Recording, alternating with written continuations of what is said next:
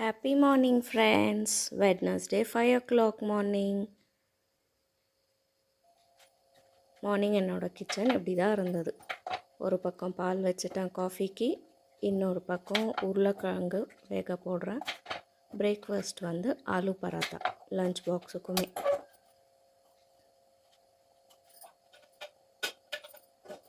என்னோடய ஆலு ஸ்டஃப் வந்து சிம்பிளாக தான் இருக்கும்.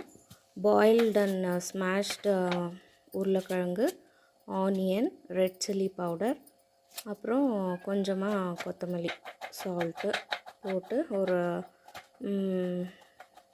ஸ்டஃப்பாக ரெடி பண்ணி வச்சுப்பேன். ட்ரையாக இருக்கணும், வாட்டரியாக இருக்கக்கூடாது. அப்போ தான் நம்ம உள்ள ஸ்டஃப் சப்பாத்தி உள்ள ஸ்டஃப் வச்சு ரோல் பண்ண ஈஸியாக இருக்கும். இல்லைன்னா ரொம்ப சாகி ஆகிடும். அந்த இதுவை பார்க்கணும். ஆக்சுவலாக நீங்கள் உருளைக்கிழங்கு வெங்காயம் எல்லாம் மிக்ஸ் பண்ணிவிட்டு இந்த மசாலாவை கொஞ்சம் நேரம் ஃப்ரீசரில் இல்லை ஃப்ரிட்ஜில் வச்சாலுமே அது கொஞ்சம் ட்ரை கன்சிஸ்டன்சியாக இருக்கும். நமக்கு எடுத்து சப்பாத்தி உள்ள வச்சு வாட்டுறதுக்கு ஈஸியாக இருக்கும்.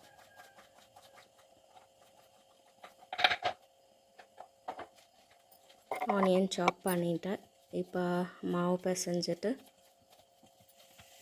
மாவு வந்து பூரி கன்சிஸ்டன்சியில் பிசையணும். ரொம்ப லூஸாக சப்பாத்திக்கு மாதிரி பிசையக்கூடாது. ஏன்னா இது ஆலு பராத்தான்றதுனால ஸ்டஃப் பண்ணி வாட்டுறதுக்கு ஈஸியாக இருக்கும். பூரி மாதிரி பிசைஞ்சாதான்.